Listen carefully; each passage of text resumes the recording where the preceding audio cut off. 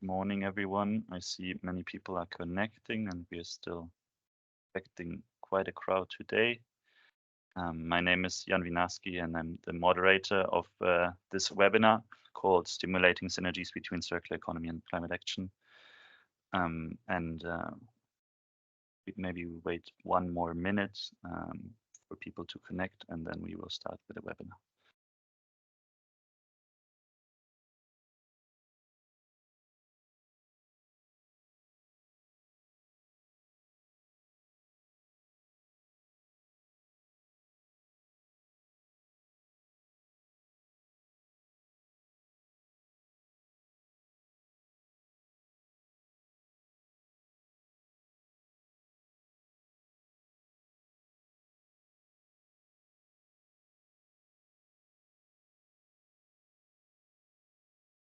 Okay. I will start the webinar now because so that we have enough time for all the speakers to present, and that we have also enough time for the panel discussion that we are planning today. I will start with some housekeeping rules. Please keep your cameras off and stay muted. You can interact with us on the chat. So any questions that you have on the for the speakers, please write them in the chat, and then we will pick them up later in the Q&A session, where you can ask your questions to all speakers. This webinar has the focus on the climate actions, climate action, and linking with the circular economy. We want to explore and examine how cities and regions effectively can connect their office in those two areas at both the local, regional, and national level. Our focus today will be on cities and regions, as it is this a focus in the CCRI. And the CCRI is an initiative that focuses on the circular economy, in particular the implementation of the circular systemic solution at the local level. But it is also embedded in the European Green Deal, which wants to reduce emissions, Europe to become climate neutral by 2050, economic growth to be decoupled from resource use, and we want to explore how climate action, meaning climate mitigation, adaptation, can be linked with the circular economy. And for that, we have our two of our associated partners, the Ella MacArthur Foundation and ICLEI, with an introduction to the topic, including the Circular Cities Declaration report, which was zooming into this question, how climate strategies and the circular economy policies are linked, and how the cities and regions are doing this at the local level. And then we will follow this introduction with a short presentation by different cities and regions across Europe. One is our own CCRI pilot, Helsinki-Uusimaa. Then we have two non-CCRI cities, meaning they are not CCRI pilots or fellows. The Metropole of Rennes. We have the city of Malmö speaking, and then we also have the Liguria region, which is part of a CCRI project, which is called Ecoefficient. They will all have some short presentations, and then we will have a panel discussion for 30 minutes with those four speakers. And then there's also some time for Q&A with the audience. So feel free to put your questions in the chat, and then they will be picked up then, and potentially also during the panel discussion if there's time left. And then there will be closing remarks from me, from the CCRI Coordination Support Office. So without further ado, I would like to I welcome the first two speakers, which are Josh Newton and Leslie Petitjean.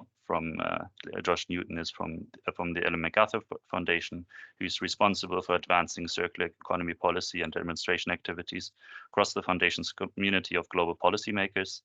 He provides advice and enables knowledge sharing to help key stakeholders pioneer scalable circular solutions to challenges. Josh was previously a sustainability consultant, and he was also a parliamentary researcher in the UK Parliament. And then we have Leslie Petitjean from ICLEI, who has a background on public local policies for ecological transition. She has worked in different public organizations in this field at the national, regional, and local level. And for ICLEI Europe, she is a circular economy senior expert. And prior to ICLEI, she has been working as a circular economy project manager in a French local authority, responsible for developing circular economy action plan, running projects in the field of circular construction. And they will give you an introduction on the topic. So I give you both the floor now. Thank you, Jan. Hi, colleagues. Nice to be here. I will hand over to Leslie shortly, but we will be interacting through a number of the slides, so you'll bear with us. Two organizations doing one presentation is a very exciting opportunity for everyone. So yeah, hello, my name's Josh. I think if we move on to the slides, Christina, that's great, thank you. We have about 20 minutes, I think. So really what we're here to do is just here to set the context, of course, how circular economy links to climate action. We will talk about that from a global perspective. We will zoom in on, offer an overview of where cities are at generally around the world and in Europe. And then we will kind of zoom into best practices by sector, which will hopefully tee up some of the speakers later to talk more about their own experiences. This slide really is just to kick off and to illustrate that a circular economy is a systems solutions framework which tackles many global challenges that are driven, at least in part, by current linear thinking and the current throwaway economy. Eliminating waste, circulating products and materials, and regenerating nature turns these externalities of waste, economic losses, other things you see on the screen, into opportunities. Waste becomes resources and feedstocks. Economic losses become economic opportunities. Price risks can evolve into things of building local resilience and more price stability. And of course, what the focus is today, climate, we can turn climate change and biodiversity loss into climate and nature solutions. If we zoom into that onto the next slide, Christina, hopefully many of you have seen this slide. I think I have presented it in the past to the CCRI conference in person late last year. But ultimately, it's just to say that from a global picture, only about half of the greenhouse gas emission reductions that we need to keep us under 1.5 degrees can come from the transition to renewable energy, because in fact about half or just under half of all emissions actually link to how we produce, make, use products, and then ultimately throw them away. So by applying our principles of the circular economy, eliminating waste, we can directly reduce emissions. By circulating products, we can retain the embodied carbon and energy already in our economy, helping further reduce demand for additional emissions. And then crucially for adaptation as well, by regenerating nature, we can help sequester carbon. So that's a bit of context. We will now look at where we will go into one more slide from Leslie. Thanks. Just a short reminder about the European framework, right? So yeah, it will be really brief, and also Jan gave a bit of information about the European framework, because as you may know, so the European Green Deal has been adopted in 2020, so 4 years ago now. And you can see on the right on the picture that circular economy is one of the main building block for this. But even though if it is represented as a block here, we know that we should develop links between those different blocks on the picture. And actually, to support this European Green Deal, the Commission has also adopted a series of policies related to this, and the Circular Economy Action Plan, which has been adopted also in 2020, is part of this work and this progress. And what is mentioned within this action plan is actually circularity is a prerequisite for climate neutrality. So it's already something which is thought in those two framework. But what we see is actually we still need actually to develop and to step up a bit more the synergies between circularity and the reduction of greenhouse gas emissions. And one of the main goal to achieve this is beyond the reduction of the greenhouse gas emission is also this strategic autonomy that the European territory wants to have and wants to achieve, and developing circularity goes hand in hand with avoiding dependency of raw materials. So this is just a quick reminder about where the European territory is standing, but what we are interested in today, especially because we know that we have to link those two topics at the European level, at the national level as well. About this, there has been a really interesting study published by the European Environment Agency in February, last month, or 2 months ago, how actually we can link those two topics at the national level. So yeah, if I can post the link in the chat if you're interested. But what matters today is actually where do we stand at the local level and how we can increase those synergies at the local level. So now I will pass the word to Josh again. Thanks, Leslie. So yeah, now we've given an overview. This is really to kind of see where cities are at. So we shared this as well last year, but it can't hurt to repeat before we go into some of the findings of the European CCD report. But late last year, EMF, along with Nordic Sustainability, published an analysis of 54 global city climate action plans and found overall a low integration of circular economy. Around 2/3 of cities, this is cities that are linked to C40, around 2/3 of cities do actually mention circular economy, but usually this is only in the context of waste management initiatives, so waste segregation, recycling, capturing energy from waste, which we would not really necessarily consider circular economy. And then if we expand the search, we also see that cities apply what we would consider circular actions, but without the jargon of circular economy. And there we can see that a large number, over half, are also using circular economy approaches to help reduce emissions in transport. Some of those kind of examples we'll talk about shortly. But yeah, an overall low integration. We do, however, see pockets of best practice. San Francisco is one example where the Climate Action Plan does not actually refer to circular economy explicitly, but includes many upstream activities that align to all three of the Foundation's principles.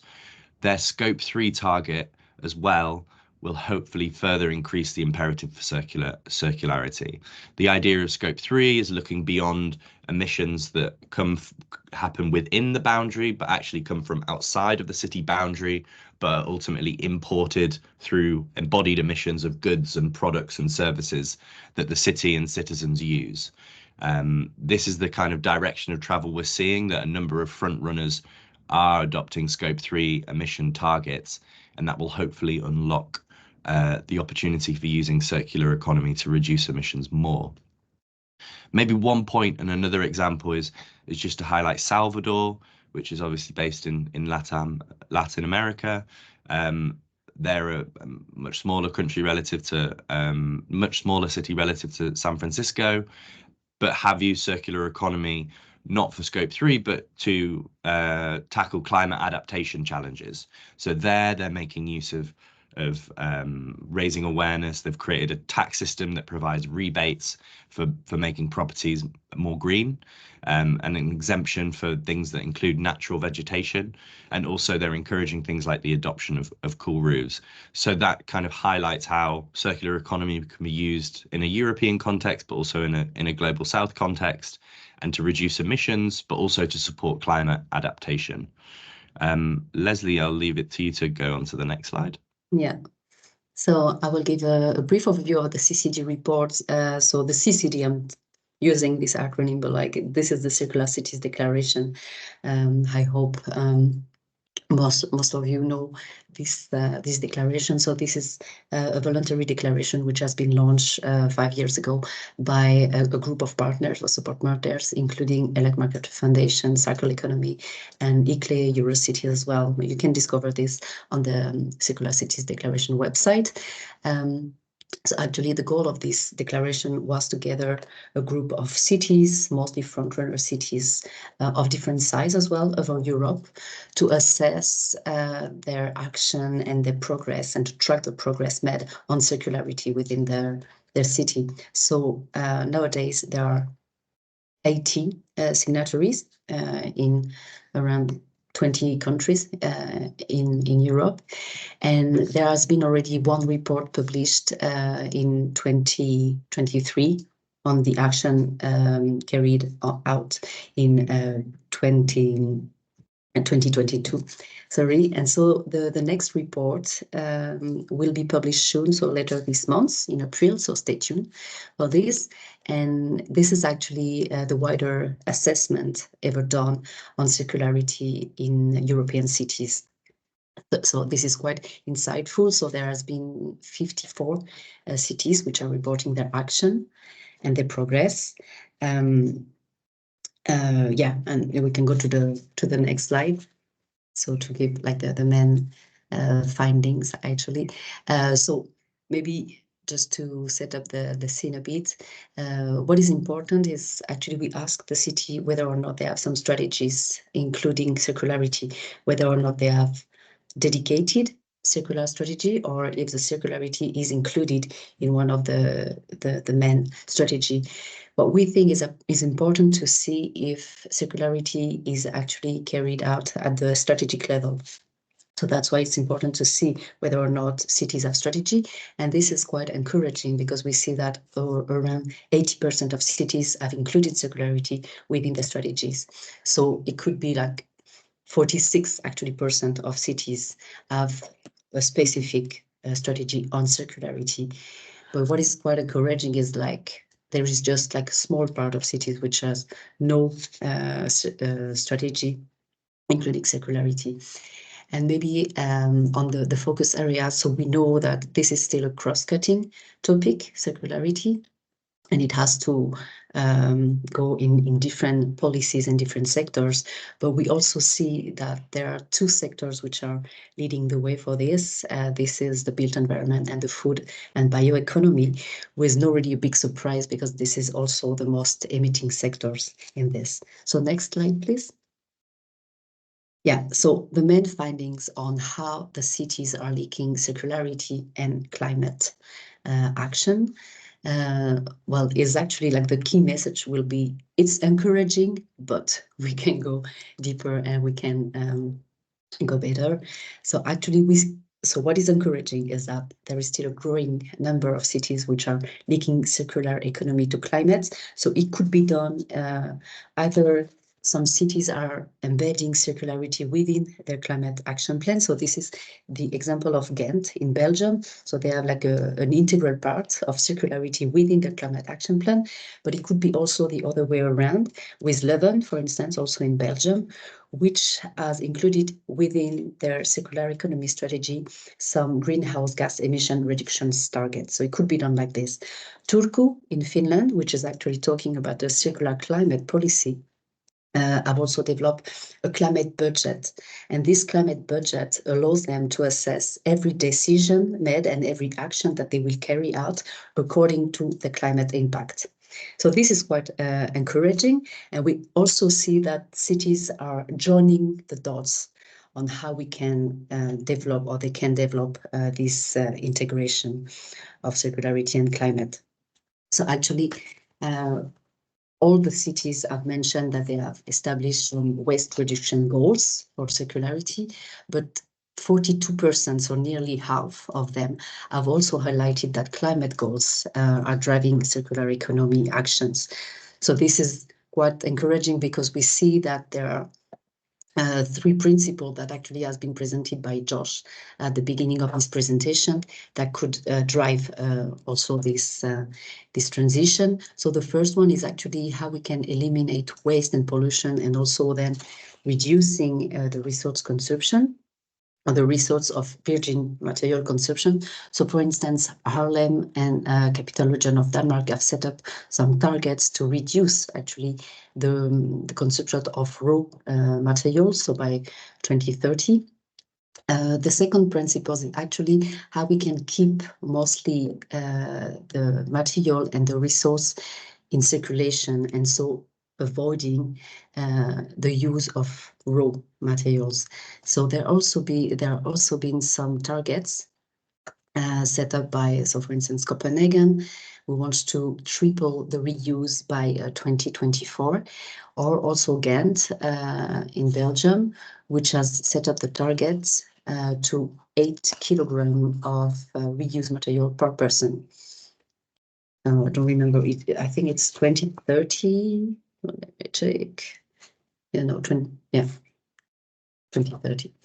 And this third one is actually, and it's quite an important one, and that's why in the CCG report we also have like a specific chapter on this, on how cities can regenerate natural systems, because it also allows the carbon sequestration, and also it prevents it protects actually the resources that we may use. So actually biodiversity protection and the increase of the green space is actually a really important action that could be conducted by city. So to give a few examples, this is what has been done in Ireland, in Fingal, and also in Rotterdam, who wants to increase the green space. There are also other examples, and you can find all those examples within the report that will be published later this month. But as I said in the presentation just before, this is encouraging, but there is still a but, because we know that deeper integration is still necessary to link better climate and circularity. And this should be done by setting consumption emissions targets. So this is basically what Josh presented before about this scope 3 emission. So there are still, or there are some frontrunner cities which are actually working on developing this scope 3 emission, so this consumption-based emission reduction targets. So I know Malmö will be also in the panel discussion, so they will be happy to give more information about this scope 3, what they call this climate compass. But there is also Oslo and Turku, which are working on it. So next slide, please. You can click and yeah, thanks. Great. So this is basically the pathway that we have established to see how a city can integrate more and more those two, or link those two topics. So what we have seen is actually, usually it started by two different plans. So there is climate action plan on the side and circular economy action plan on the other side. And they are usually not also followed by the same departments within the city. The second step of integration could be circularity is one of the components, or is integrated in the climate action plan, but only linked to one or two specific sectors, and usually reduced to the waste management. Then the next step of integration is actually circularity is one of the key pillars of the climate action plan. So we know that we assess that most of the cities are between those two. And the last and the most accomplished, I would say, integration of those two topics would be the last one that we already touched upon with the scope 3 emissions. So here, if we develop a climate action plan with the scope 3 emission approach, we can consider that the integration of those two topics are really high. So now we want to give like just a few minutes or like just a few seconds with a poll to take actually the temperature or where does your city stand. So there will be a Teams poll that will be shared within the chat, and we will be happy to know actually where the audience is standing, where is your city is standing.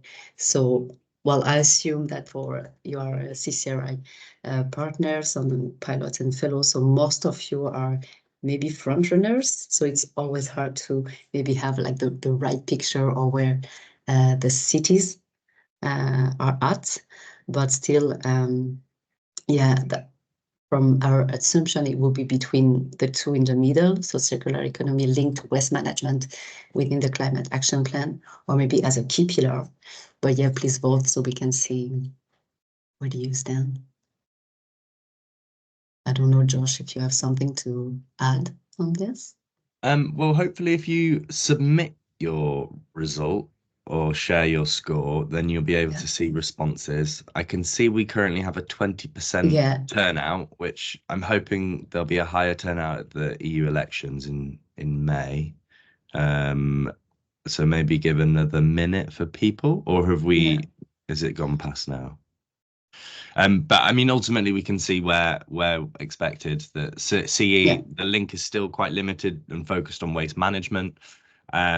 But that only means that it's good that we will now go through with the time we have left. Maybe if we have 4 minutes, we'll run through the sectors where we see circular economy actions can kind of deliver changes. Yeah, I think you can keep voting during the webinar. So it's actually quite interesting overview for us as well. So 38 responses now. Okay, nice. Yeah. Yeah, it's nice to have this screenshot. Cool. Okay, yeah, I will go deeper a bit in the good examples that we want to showcase today. So actually, just to give you explanation about the color. So the green ones are from the study conducted by EMF and Nordic Sustainability, and the pink ones are from the CCD report. So actually the built environment, we all know that this is like a major sector that we need to invest to reduce both global emissions and also the resource consumption. So basically, one of the means for this is actually to avoid new construction. We know that this is one of the key insights, to avoid new construction and to encourage deep renovation. So this is basically what has been done in Øya in Denmark.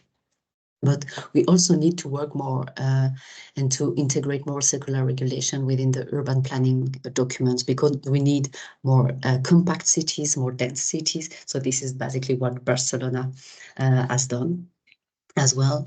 And because built environment is not only about resources, but it's about the whole life cycle approach, which is important. Vancouver has established some targets to reduce embodied emission by 40% by 2030. And it goes in the same way with the reform of the EPBD, so the Energy Performance Building Directive, which has been recently adopted as well, which adopt the whole life cycle approach, including circularity. Maybe next slide for the food. Yeah. Thanks. And yeah, so on food, I mean, like built environment, food is one of the main kind of sectors where emissions are leading globally. I think 30%, 35%, 1/3 of emissions, global emissions. Interestingly, the CCD report did see built environment and food as kind of the major topics that cities are prioritizing. So hopefully you are. But yeah, relevant activities include things like fighting against food waste, which we can see there's lots of examples in the CCD report, but then developing more farm to fork holistic strategies. So thinking about food transformation, ultimately about how we have a strategy for food that considers the production side in local areas, as well as the diet elements. Paris is really great at that. They have a number of really high targets. I think the most ambitious targets I'm aware of. They want to kind of, I think, turn 20% of viable land to organic by 2030 and 30% by 2050. They have a goal as well to make sure that around half of the food consumed in Paris is locally produced in the basin. So there's obviously the food miles associated with that, but by ensuring that the food is grown locally and organically or regeneratively, we're also supporting kind of climate adaptation strategies, relying less on food or resources from further afield, and helping kind of pack the carbon in and sequester it. And then there's also supporting urban agricultural initiatives, which we know can, as I said, fix carbon and nitrogen in the soil. Austin have created some incentives, like a subsidy scheme to support people accessing, those on low income accessing local food, as well as incentives for local businesses to offer more plant-based options. So there we're also seeing Austin are experimenting with kind of economic incentives to make sure that the economics works for better quality food, and it ensures a just transition ultimately. Next slide. Yeah, thanks. So on mobility, this is also an important sector that we know that it produces a lot of, or it emits a lot of CO2 emissions. So this potential actually, if we work on the mobility sector, is to reduce those emissions by 70% by 2050. So that's like a huge impact. So actually, we know that we need to change our transport system, and to create like a circular, can call a circular mobility system, it has to be made more shared, more electrified as well, more multimodal, and to offer also more choices to users. So there is these examples in Buenos Aires, which has actually developed this free, so totally free for citizens, 24 hours and 7 days per week.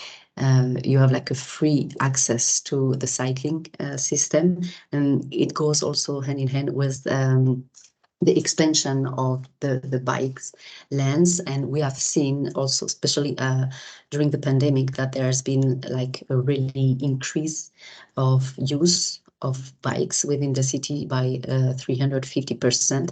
And also what is also good to notice is that the number of female cyclists has quadrupled. So it also goes with the gender issues, which is pretty good, sorry. Also, there are cities which has also worked directly with the transport planners and operators, because we know that mobility and transport systems also work with the urban planning strategy.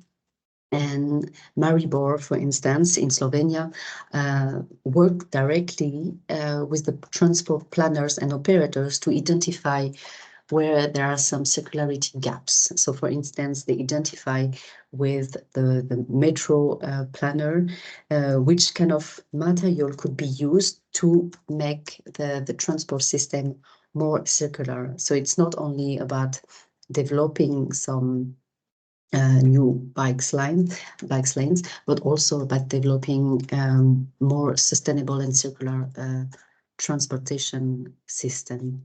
And it's also about supporting the purchase of bicycle to companies and also to citizens within your territory. Next slide for the consumer goods. Thanks. Okay, yeah, consumer goods. This is the last one. So just to underline that, I mean, consumer goods means lots of different things. We know, at least in packaging, we know at least we need to halve carbon emissions linked to packaging by 2030 to achieve 1.5.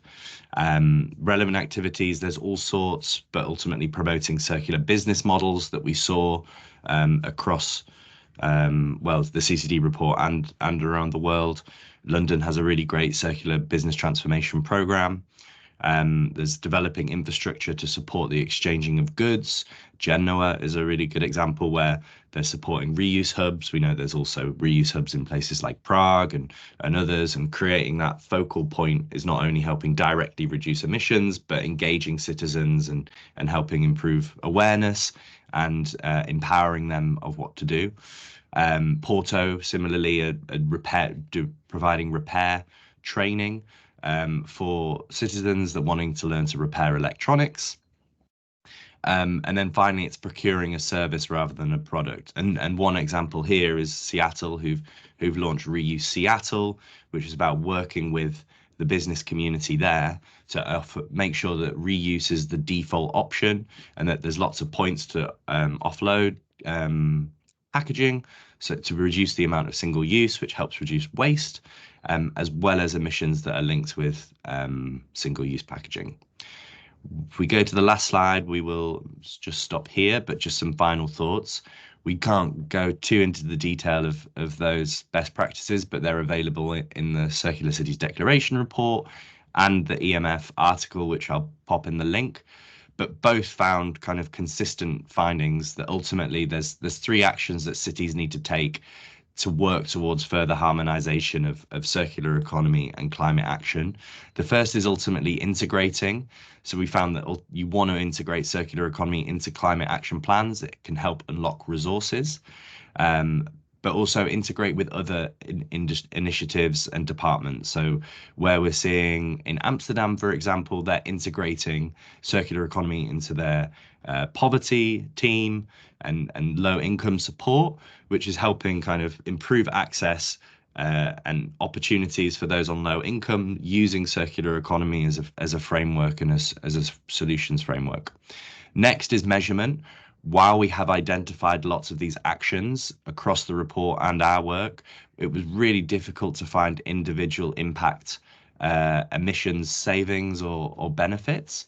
I think there's a link there, just it's hard to measure these things directly, and they also take time, but there is a need to kind of up the ante on measurement. We think a collective effort to develop some common indicators for the circular economy, either direct outcome indicators or proxy indicators that imply enabling, will help comparability and spread learning quicker. And then finally, acting. While we don't have all the data, we do know that actions that work across a number of cities and a number of contexts already. And hopefully both the report and our article have off-the-shelf actions or initiatives that hopefully all your cities can replicate and take forward in your own context. I think there's one final slide, Leslie. Yeah, but it was really the final slide, just to mention that the report will be published later this month. So please stay tuned. I also post the link to the Circular Cities Declaration website. And also for those ones which are not signatory yet, you can just contact us. Yeah, and thanks to the CCRI also for the invitation. And I'm looking forward to the panel discussion. Thank you both, Josh and Leslie, for this very insightful presentation, giving really a comprehensive view of linking this climate action with the circular economy, and also providing with some very relevant and concrete examples and recommendations that when we will share them, hopefully many cities will pick up to really boost this transition. And now I will continue with the presentations from the 4 speakers from cities and regions across the EU. I will start with Helsinki Uusimaa, one of our own CCRI pilots. We have Venla Verkamäki presenting today, and then also being part of the panel discussion. Venla has worked as a senior advisor on EU affairs and innovations at the Helsinki Uusimaa Regional Council since 2020. She is in a current position the head of unit of the EU services and is responsible for developing regional innovation activities and international cooperation on those topics. Mission-driven innovations that can drive societies forwards towards green and digital transition, circular economy, resilience, and well-being are at the heart of Venla's work. And I'm looking very forward to her presentation now. You have the floor, Venla. Thank you so much, and thank you to the previous speakers. It was very inspirational presentation, and I feel a bit humbled to be the next one directly after such a great presentation. I'm looking a bit more just on the strategy level for the regional context at the moment, because we only had the 5 minutes time, so I'm not going so much into detail of the real actions, but just some examples. But yeah, so let's go directly into the topic and take the next slide. When you look at our regional goals and strategies, we base our work very much in 3 different layers. So we look at the United Nations Sustainable Development Goals and try to develop solutions, or try to look at how we can contribute to achieving those goals. And we are also very committed to the EU's Green Deal and the EU targets, and really hope to see that this strategy also continues after the EU Parliament elections and with the next Commission. And also, of course, our work is based on Finnish national targets. So if you look at in our climate law, we have set a target to be climate neutral by 2035 as a country. And also there is a circular economy program, and our ministries are currently working very much towards climate neutral circular economy Green Deal, where all the Finnish CCR pilots are actually very much contributing into looking at how the regions and cities can support this transition, and also working together to look at those kind of actions that are also at the same time mitigating climate change.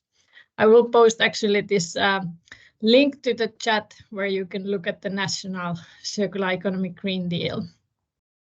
And then in our region, we have our own climate neutrality target. We actually say that since we are the biggest region by population and by GDP in Finland, and also actually with emissions, we also have to be front runner. So we actually set up a target to be climate neutral already by 2030.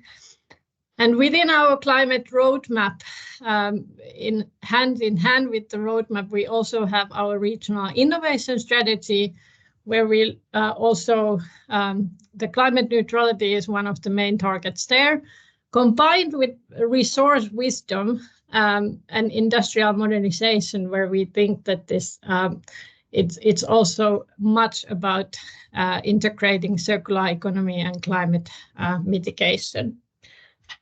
Currently, if you can take the next slide, actually.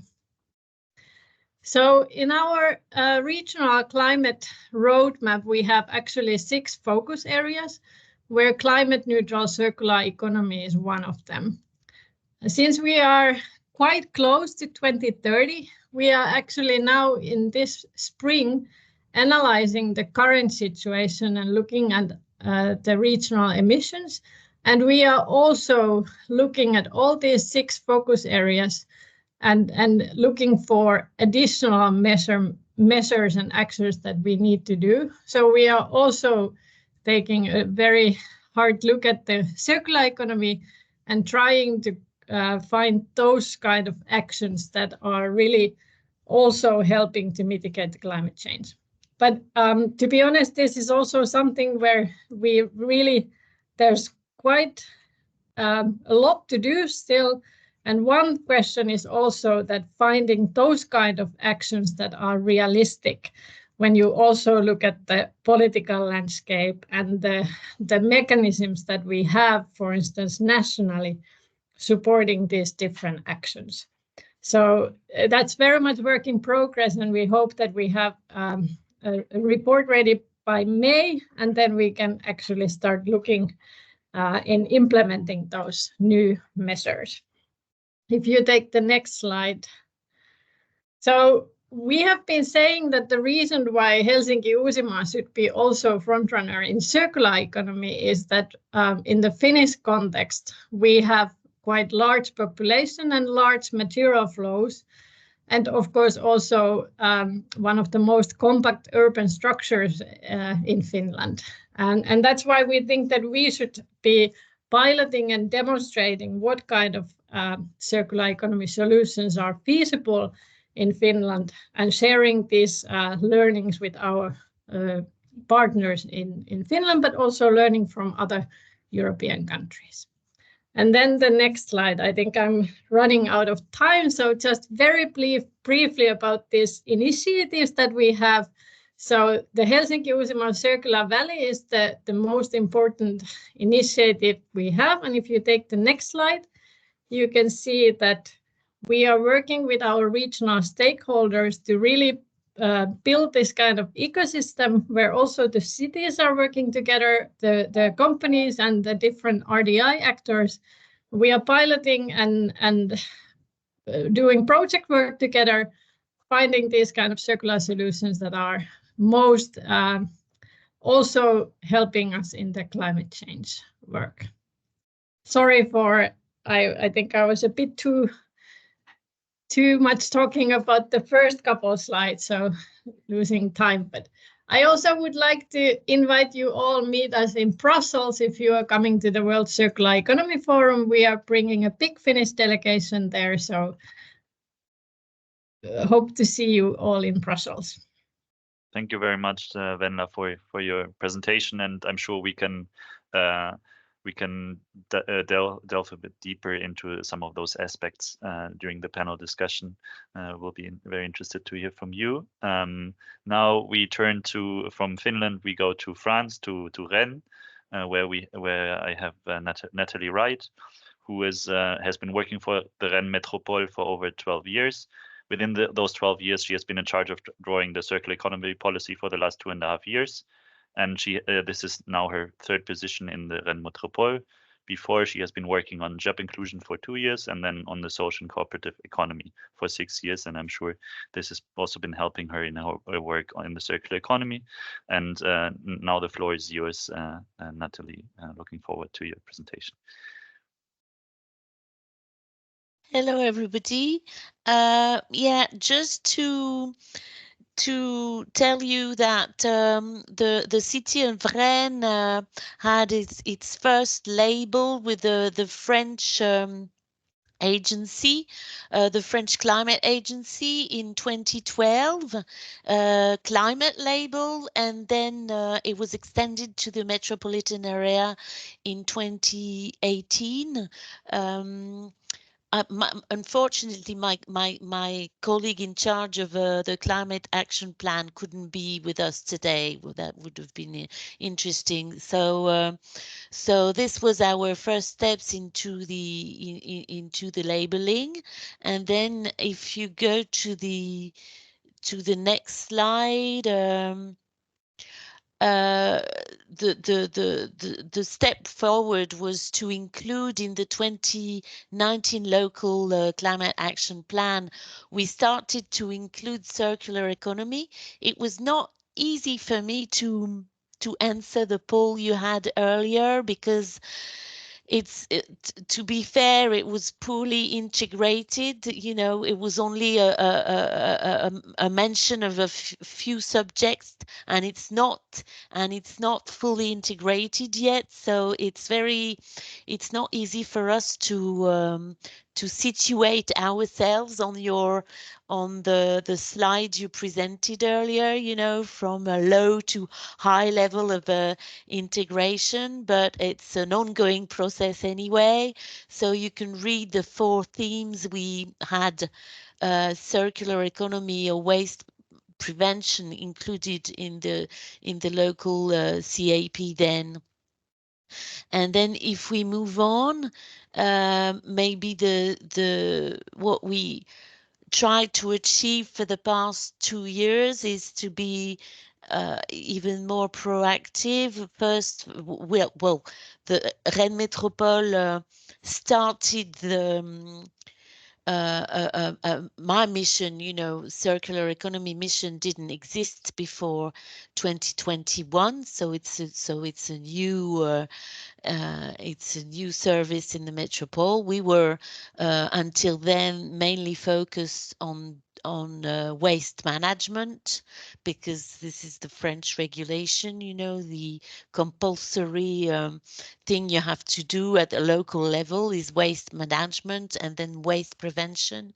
So anyway, now we have a circular economy team, small team, but we work with all the different local public policies. And we also try to work closely with companies, which helped us to build our local roadmap. And we see again over 50 companies and non-profit organization this afternoon, actually, to move further and build together of a commitment charter.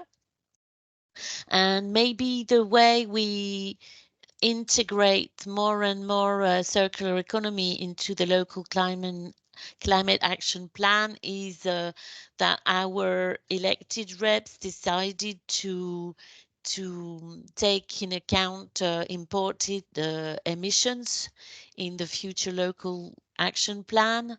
So that was actually, I think, different. Sorry, I lost my English, but it goes, it converges, it converges, as we would say in French. But I think our local elected rep, you know, it took them a while to really figure out and understand, and that was only recent for the past 2 years, that circular economy would contribute to climate, and that we could go above the French regulation by taking in account the imported emissions. Maybe to conclude, as I said, we're going to seek for a formal commitment through a charter from local businesses. And I could also say that when you presented different city examples, I will include a link to our roadmap, because we started also to have specific targets for like reuse construction building materials, or reduce plastic packagings in some consumer goods. So I recognize, you know, a lot of what we have in our roadmap, but I would like to say that we decided to go quite quickly to elaborate this roadmap, so in the way to act. But we have big issues on for a better integration into the climate action plan, and we have also big issues to measure and specifically, you know, really measure local footprints of some business sectors, and have a better evaluation as well of business wastes. And that's it, actually. I focused with a few difficulties as well, but I guess it's pretty standard difficulties, the silo-based organization. Thank you very much, Natalie, for this insightful presentation of what is happening in not only the city but the metropole of Rennes. And now I would like to hear from Louise, who will who is representing the city of Malmö. She's working as a project research officer at the city of Malmö in the environment department, and she works specifically with topics regarding sustainable consumption and lowering consumption-based emissions, which we heard earlier from Leslie. The floor is yours, Louise. Please tell us about the consumption-based emissions in Malmö. Thank you. Yeah, I'm Louise, and I'm from City of Malmö, and I'm here to tell you more about how we work with consumption-based emissions in Malmö. So to reach our climate goals in Malmö, we have developed a climate transition process. So we have chosen the areas with biggest impact possibilities and created roadmaps for each of them in order to point out a common direction, which will help us prioritize our work. So as you can see here, we have circular economy and we have sustainable consumption as separate areas, but we work closely together. I would say the circular economy team works more towards production and with businesses, and we in the sustainable consumption team are more focused on citizens and consumption. And a tool that we've used a lot when we developed our roadmap for sustainable consumption was the Consumption Compass. And it's a tool that was developed by Stockholm Environment Institute in 2022. You can go to the next slide, please. And this shows an estimation that visualizes consumption-based emissions by zip code in all municipalities in Sweden. And the method that they have used is quite complicated, but simply put, they have combined national data, local data, and surveys. But I can link a more detailed description in the chat if you're interested. And compared to other national data on consumption-based emissions, this includes air travel and includes all the effects from high altitudes, for example, but it does not include public consumption and investments. And the map on the picture here shows the total consumption-based emissions in Malmö, where red is very high emissions and blue lower emissions. Next slide, please. So this has helped us set targets in 2019, which is the latest updated data that we have currently. We were at 6.2 CO2 equivalents, and our goal is to halve those emissions every 10 years, which is in line with the Paris Agreement. Next, please. And this tool also gave us the opportunity to analyze which categories have the highest emissions and helped us organize our roadmap for sustainable consumption. So what to focus on and what to prioritize. And as you can see, food and drinks are the highest emitters, followed by air travel and then transport. And then going to the next, here we can see some examples of areas in Malmö where there are big differences in emissions. Ribersborg, which is far to the left, have very high emissions. They are nowhere near the 2030 target, while Herrgården on the right is very close to the target. But we know that Ribersborg is a place with a high socioeconomic standard, while Herrgården is not. So we have to keep in mind that while it is great that Herrgården is have low emissions and are close to the target, we have to work towards improving their life standards while at the same time keep low emissions and adapt our approach in that way. So depending on who we're talking to and what part of the city, we have to adapt our approach. So I think this shows very clearly the climate justice perspective, and it's very interesting. And then I would just like to add that a new version of the compass will be launched hopefully in the beginning of 2025, and that will include some new functions because then we, Stockholm Environment Institute, they have measured more, so hopefully we'll get a time series and scenario function, and also be able to analyze the connection between climate impact and the socio-demographic variables. So yeah, that was a very quick introduction to consumption-based emissions in Malmö. Thank you. Thank you very much, Louise, on showing how data and monitoring can really help to set targets on the local level. Now we will go to our next speaker, who is Maria Rosa Bertolotto, who is from the Environmental Protection Agency of the Liguria region, and the agency is part of the CCRI project Eco-Efficient.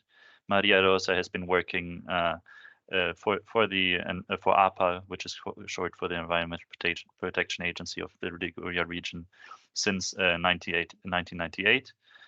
She has been the head of the Marine Monitoring Unit, then of the Laboratory Department, and now she is head of the department, which is called State of the Environment and Protection from Natural Risks.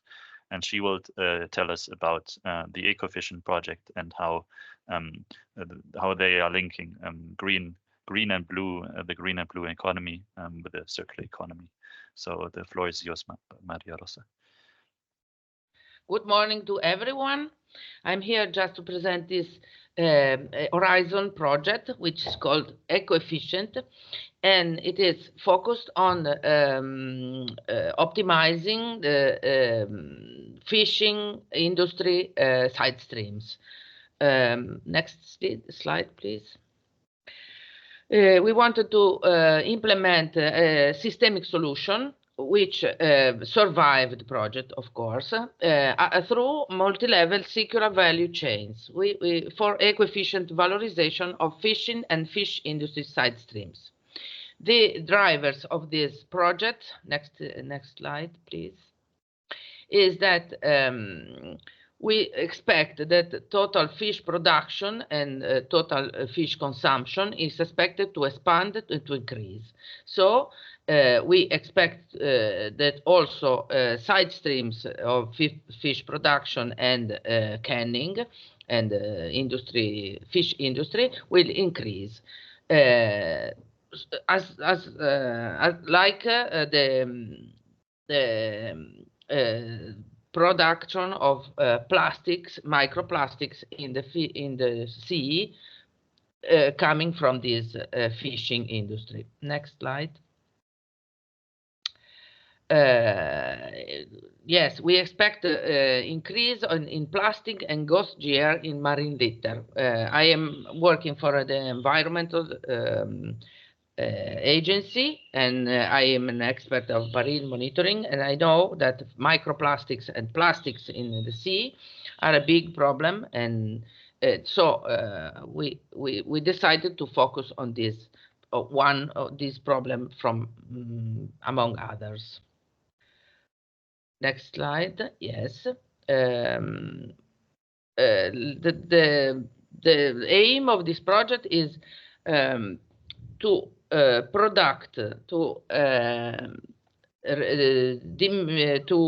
decrease waste from this fishing industry, but also to recycle and also upcycle side streams products of this industry in different value chains,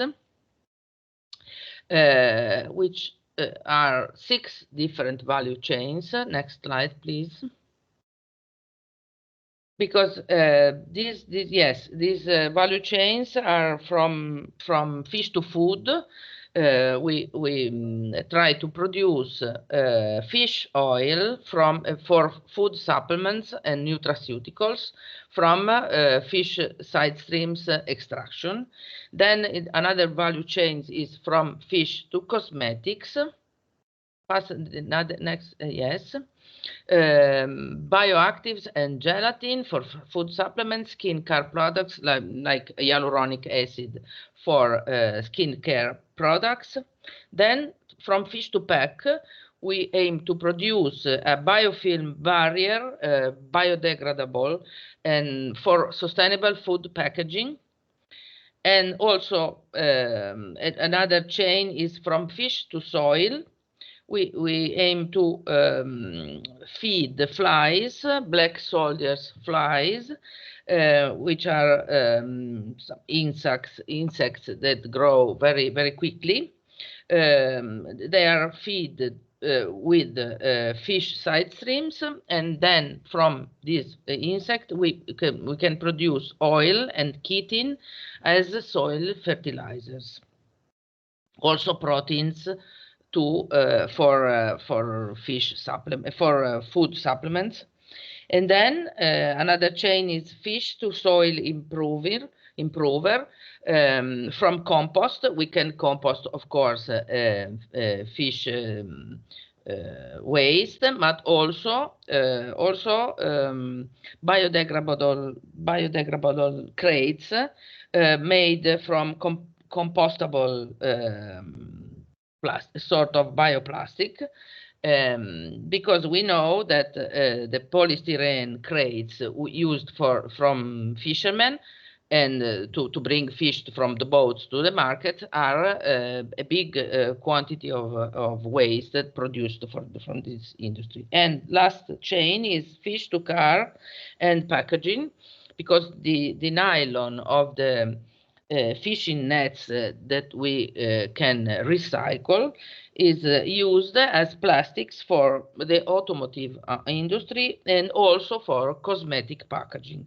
The same cosmetics that we produce with the fish oil in the hyaluronic acid, we can pack them with this bioplastic. Next slide. In the project, we have built a territorial cluster in our region, which is Liguria region in northwestern Italy, because all the points of this chain are present in our region or next.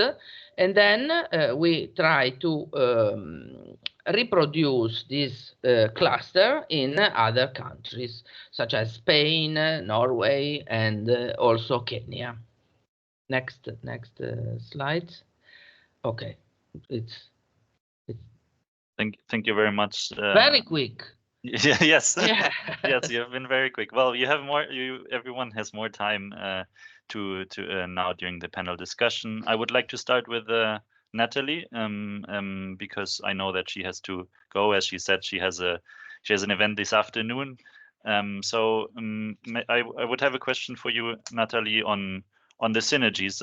What are the challenges? I think you already started talking about those, but maybe you can expand a bit more. What are the challenges encountered when creating synergies, and what could be the solutions implemented? Maybe that's the most important. That's also very interesting to know. Well, I think we're only at the beginning of the thinking about these synergies, actually. So your presentation this morning was very useful, and I'm going to share it with my colleagues, because I'm not sure we had been through, that much thinking yet. Yeah, basically, I think if we want better synergy, we also need better measurement to link impacts of local consuming and climate and imported emissions, and I think that's a big challenge. I was very interested to see the compass, the consumption compass. So we had some sort of compass done as well, but that was from like national and European figures, and now we need to be more precise with local or regional figures, which is not that easy. And I think our main things to address as well is our organization. So far, the different ecological issues are not that well integrated in our organization, and that's a big improvement we need to have, which doesn't depend on me actually. So but we're working on it. Great. Thank you very much, Natalie, for this answer. I have one question, which I think all of the panelists could have an answer for. And the question is, since many of the mission are not in the direct control of city or regional governments, how are you working with industry and citizens to navigate these challenges and find solution? Maybe Louise, if you want to speak first on this question.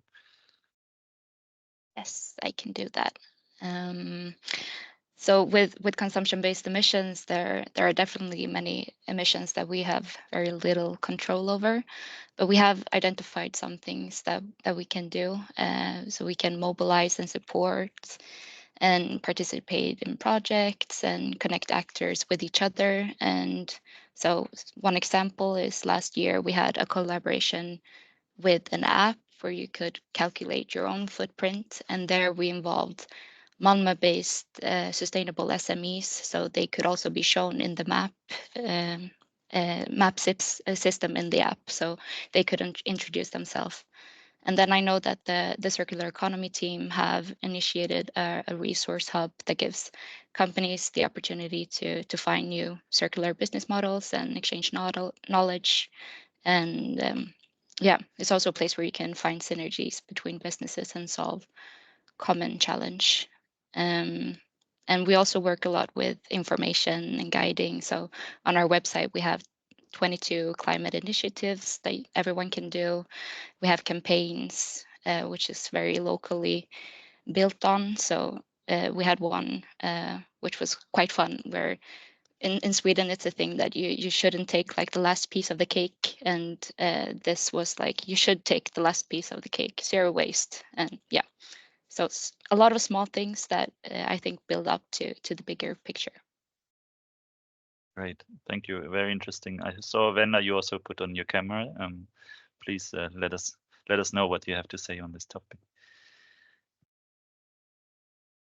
No, actually, I just put it on to be already prepared for Mm-hmm. the questions, but do you have anything to say on engaging citizens? Yeah, in general, we have also been more working in projects around this topic because we don't have a direct interaction on a daily basis to citizens. But we joined in an indirect BSR project called We Make Transition, where the idea is to enhance the cooperation between public sector, RDI sector, and then civil society organizations. So not just individual citizens, but those kind of citizens groups, or for instance, housing communities, but also NGOs. And we are working with them to create, or we are piloting transition arena method to bring the citizens into planning sustainable transition activities locally. That has been very interesting project. We are soon starting our own transition arena here in Helsinki Uusimaa at the end of April. So in June we should have maybe some results or ideas how to move forward. Well, we will be posted, of course, as you are as CCRI pilot, so we will follow very closely this activity. Maybe then the next question, if Rosa Maria, do you have anything to say about how you see that, given your experience in the project, what do you like to see from other cities, how to support climate action using circular economy? You have seen many examples from both the introduction and then also the other speakers, how this is done. What do you like to see from policymakers at national European level to help you as a regional actor to link those two topics? In my region, there is a regional adaptation strategy for climate change, which has been initiated with a questionnaire distributed to the citizens, to the stakeholders, and there were some sectors which have been indicated as vulnerable. So, for instance, aquaculture and fishing was one of these, and other are agriculture and zootechnics and water resources. In my region, is the issue of water resources and water scarcity is very felt. So, specific strategies for addressing these particularly critical issues are also are always well accepted and wished. Thank you very much, Maria Rosa. I know that Natalie needs to leave very shortly, so I have one last question for you, which is actually also kind of linked to the first question. And I would like to know about the opportunities that you have identified to pursue a successful integration of circular economy into the climate action plans. Maybe to expand on what you've said previously. Yes. So as I said, it's I think we are at the beginning of the process. Although our double French label would maybe show that we are more advanced than we actually are, but there were two parallel labels. So I think now the French agency will actually link both labels for better integration, and obviously that will help us to improve on that. And what else could I say? Well, we have like for instance, we have a local climate conference, which is going to be in 2 weeks' time, and we have circular economy workshops in that climate local conference. So I think we try and do more and more links, but it's yet to improve, as I said. Thank you. I think there was also one question from Leslie in the chat for you before you go. Oh, sorry. On how have you convinced the local political representative to link circular economy and climate action? Well, I think it was it was a progressive awareness for them, you know, and in France in general, the French national circular economy pointed 2 years ago through a specific study that circular economy was not taken in account properly in the French national climate strategy, carbon and climate strategy. So we pushed that study as well 2 years ago. We really showed it to our local elected reps, and I think that, you know, it really made them aware that there was this subject to address. There was very poor awareness of a circular economy before the past 2 years, actually. Great, thanks. Yeah, and I saw a question in the chat that's actually linked. If you want, Natalie, you can leave now. So thanks a lot. Yeah, please, you can still write questions in the chat to Natalie, and then we will send it to her after the webinar. I have seen a question in the chat that is actually also linked to a question that I have for Venla, and that is the role of climate change adaptation. We have been talking quite a lot about mitigation, but what is the role of the circular economy in adaptation, and to what extent have those links actually been made already? Examples could be regenerative agriculture or urban planning for adaptation. So please, Venla, if you would like, please share your thoughts on this. Yes, unfortunately, we haven't been able to sort of make the connection strategically yet, but we are in the process of writing our new regional program. And I think in that program, we will also connect them more strategically.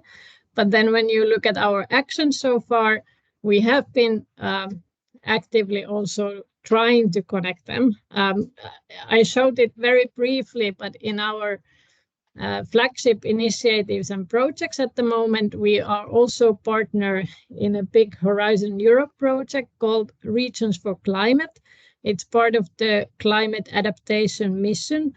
And there we are, especially in our region, we are looking at how digital twins could be utilized in also in climate adaptation better. But I think it will be also possible to link it sort of within the climate and circular economy actions. And since we are all part of the same group, we are exchanging these ideas on a daily basis and trying to make the connection. And then also what comes to regenerative farming, that has been a topic where we have been working together with our stakeholders. And in our region, there is quite a big, it's like a not project per se, but an umbrella initiative run by the Baltic Sea Action Group, where they have created different tools for promoting regenerative farming. So there's been courses for the farmers, and then pilots and actions together with companies, and also lots of research has been done by the research institutes and universities in our region. And we are following those that initiative and trying to gather some knowledge from them, and hoping to distribute it further within our region, and also make more policies towards supporting the regenerative farming. So those are maybe some that I can mention now But I Right. hope that we can also link them more strategically, because that, of course, enhances the work in future. Very interesting, very interesting. Yeah, because I think this topic, yeah, we haven't been discussing that much, and it's very interesting to hear that there's a lot going on, but also on the strategic level, there could more be done. I have one before we open the questions to the chat. I have one more question for Louise, because you've shown very nicely the targets that Malmö could set with the consumption compass, and how did the consumption compass and also the monitoring, the data that you got from the from the institute help you to set those targets, and what advice do you have for other cities and regions that want to set emission-based targets, as we saw in the poll that there's not that many cities and regions that are as far as Malmö is on this regard. Yeah, a long question. We used the tool a lot just to know where we were standing to build the ground on. So we knew that we have 6.2 CO2 equivalents to go from. That was very helpful to know where we should go and how much we had to decrease, and also helped us to prioritize our action areas, so we know that we can focus on food and air travel and transport and housing and consumption. Those are our main areas to focus on. And yeah, just to be able to visualize the differences in emissions within the city in a very constructive ways has been very helpful when talking to politicians and citizens. The citizens are very interested in seeing their own area, so it makes them relate to the question more than just hearing emissions and then not really knowing what to do with it. And so this data on a local level makes it easier to follow our development. And even though we can't, with the version that we have now, we can't guarantee, or we don't know where we are now, because the last numbers are from 2019, but hopefully next year then we will know more. And as for other cities wanting to do the same thing, I would say it's very, I think we're in the beginning right now as well, and just the action part of it is very difficult, but we try to involve these kinds of questions in all the areas and work together with circular economy and communicate a lot, but also involve citizens with these questions. So we're having citizen dialogues based on what the consumption compass have told us, so we can direct our message more clearly. And yeah, I think that's what I have. Thank you. Yeah, so now if I open up the floor to the chat, please put your questions in the chat. I don't know. I don't know if any of our other speakers also want to reflect on the question that we already have in the chat on adaptation, how it is included in the plans related to circular economy implementation. Other than that, I think there's no other open question in the chat from previously, because they have all been answered by the speakers already.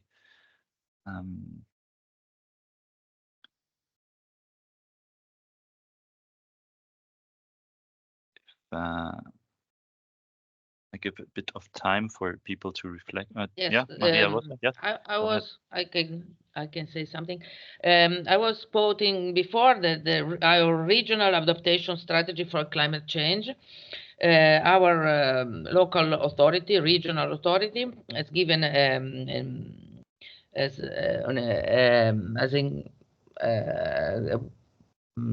collaborated with an organization, expert on climate changes in Liguria, and they had some scenarios of short decreasing of rains in the mountains, because Liguria is a very narrow region between mountains and the sea. and we have very short and very small rivers.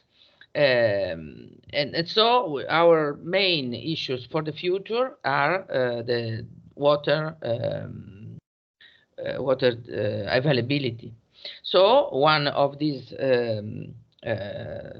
adaptation strategy goals is to optimize the use of water resources, for instance, because these scenarios for rain and for snow, because in the mountains we used to have much snow, which guaranteed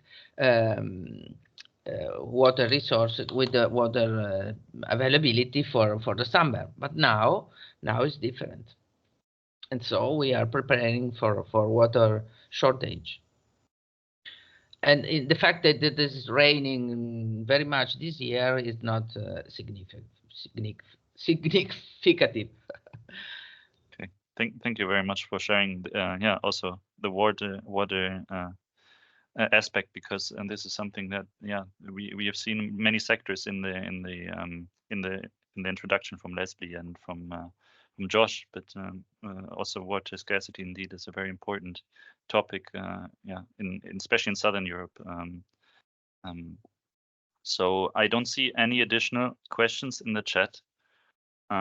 So if none of our speakers have anything else to share, I would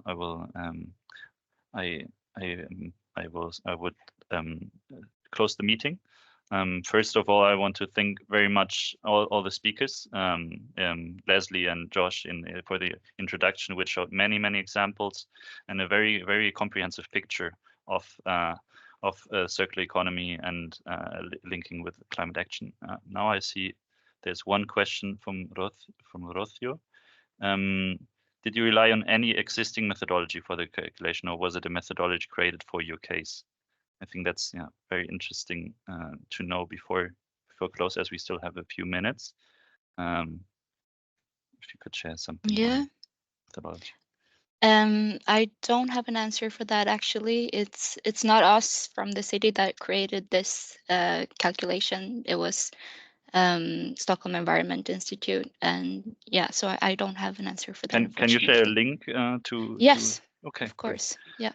Yeah. Please go ahead and share in the chat, so you can read up on the methodology. So I was about to thank the speakers.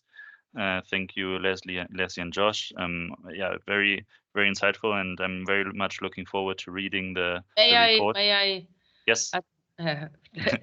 I was very proud to see Genoa quoted as a good example from Josh, and I wanted to thank him with this reuse hub for reuse of things. Genoese are very famous for being thrifty, and these reuse hubs are very significative of the national, of the regional and city character. But another thing, we have a problem of nitrogen dioxide in air quality, and one of the there are very many ways that the city of Genoa is facing this problem. One of these is trying to electrify the case of the port, because Genoa has a big port and a lot of cruise ships and yes, a lot of cargo ships, but also cruise ships, and cruise ships are stopping in the middle of the city, because the port is in the middle of the city. So we have some problems with the naval emissions, the ship's emissions, and one of the project, big project, very costly project, is to electrify the case so that the cruise can, if not turn off, but diminish the power of the engines when they are stopped in the city.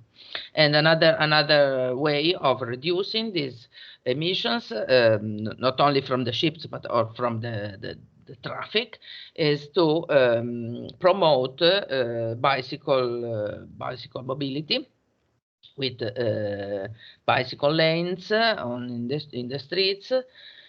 Very difficult to be accepted by all the citizens, but nice to see for all the environmental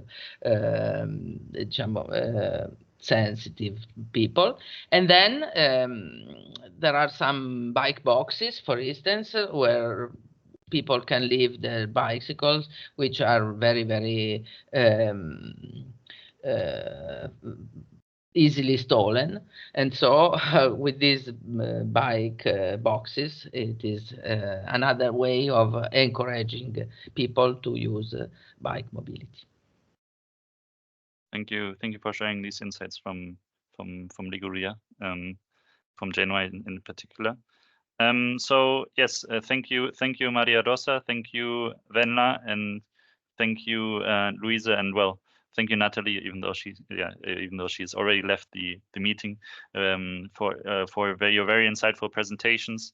We have seen the many things that cities and regions do, not only in Europe but also globally, thanks to the work of the Ellen MacArthur Foundation. But we see that there's a lot of work to do.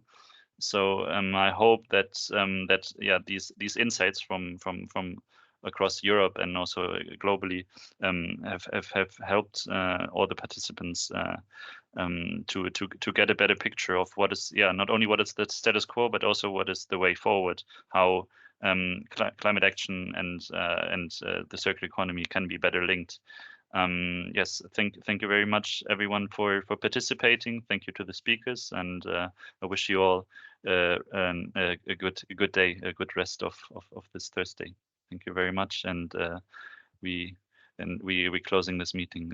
My colleague has put a link how you can contact us, and please, and yes, you can subscribe to the newsletter to know what the CCRI is doing. Thank you very much, everyone. Thank you. Bye.